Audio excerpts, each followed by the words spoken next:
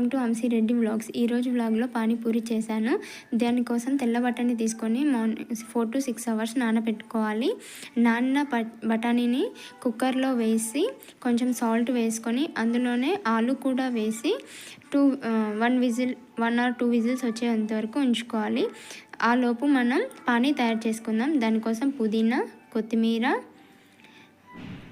2 మిర్చి, అల్లం, చింతపండుని నానబెట్టుకోండి. నిమ్మకాయ సైజ్ అంత చింతపండు నానబెట్టుకొని తర్వాత మిక్సీ జార్లో పుదీనా, కొత్తిమీర, మిర్చి, అల్లం వేసి చాలా మెత్తగా గ్రైండ్ చేసుకోవాలి. కొద్దిగా వాటర్ వేసుకుంటే చాలా మెత్తగా అవుతుంది.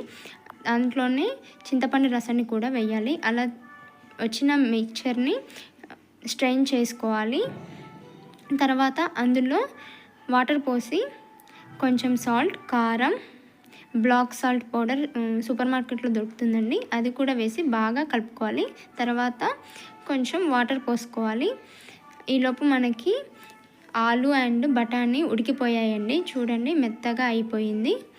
దీన్ని పక్కకు పెట్టుకొని నేను ఇది సూపర్ మార్కెట్లో తీసుకున్నానండి పానీపూరివి. తర్వాత ఇలా ఉన్నాయి చూడండి. ఒక కడాయి తీసుకొని ఆయిల్ వేసి డీప్ ఫ్రైకి సరిపడా ఆయిల్ వేసి అందులో వేసి ఒక 1 or 2 minutes అటు ఇటు అంటే అవే పొంగిపోతాయండి. చూడండి, చాలా బాగా పొంగాయి. కొంచెం పొంగాక వీటిని సైడ్కి పెట్టుకోండి. నాకు ప్యాకెట్ మాత్రం 50 rupees పడిందండి. తర్వాత కొంచెం నూనెని తీసుకొని అందులో జీలకర్ర, ఆవాలు, మీకు కావాలంటే ఆనియన్ కూడా వేసుకోవచ్చు. ఇంతకుముందు ఉడకబెట్టిన బఠానీని మెత్తగా స్మాష్ చేసి అందులో వేసి కొంచెం సేపు 5 to 10 minutes ఉడికించాలండి. దాంట్లోనే కొంచెం పసుపు కూడా వేసి 1 or 2 minutes అలా ఉడికించాలి. ఇంతకుముందు ఆలుని కూడా చాలా స్మాష్ చేసి 1 minute అలా ఉడికించాలి.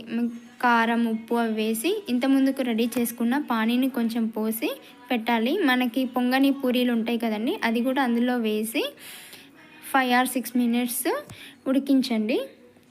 తర్వాత దానిపైన కొత్తిమీర వేసి ఒక 1 minute ఉంచేసి స్టవ్ ఆఫ్ చేయండి.